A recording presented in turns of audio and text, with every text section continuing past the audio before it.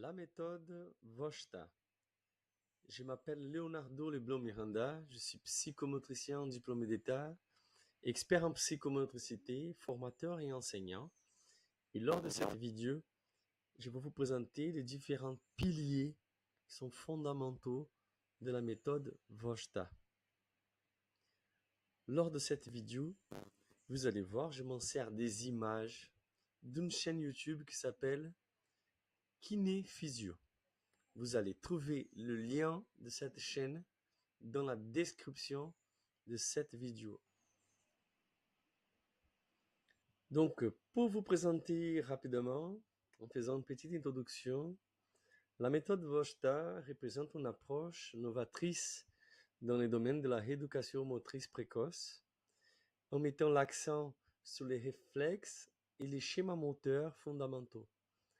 Cette méthode, utilisée principalement chez les nourrissons et chez les jeunes enfants, repose sur plusieurs piliers essentiels visant à stimuler le développement psychomoteur de manière précoce et holistique.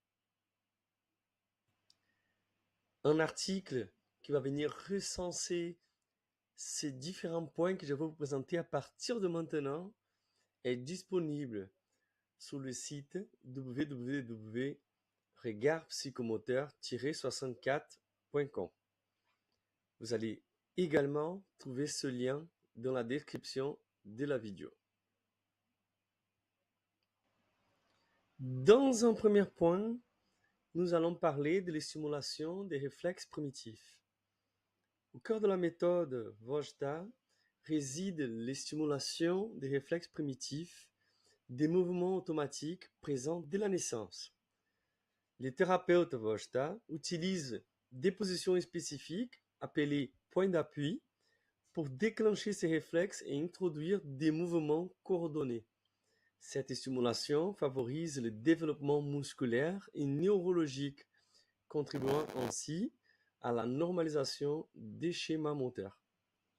Dans un point numéro 2, on va en parler de l'utilisation de ces points d'appui.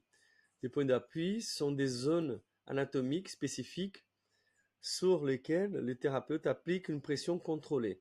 En travaillant avec ces points, la méthode Vojta vise à activer les réflexes de manière sélective, favorisant ainsi le contrôle postural et le mouvement. La pression exercée sur ces points stimule également la proprioception, améliorant la perception sensorielle du corps dans l'espace. Pour continuer, nous allons parler de l'adaptabilité des positions de rééducation.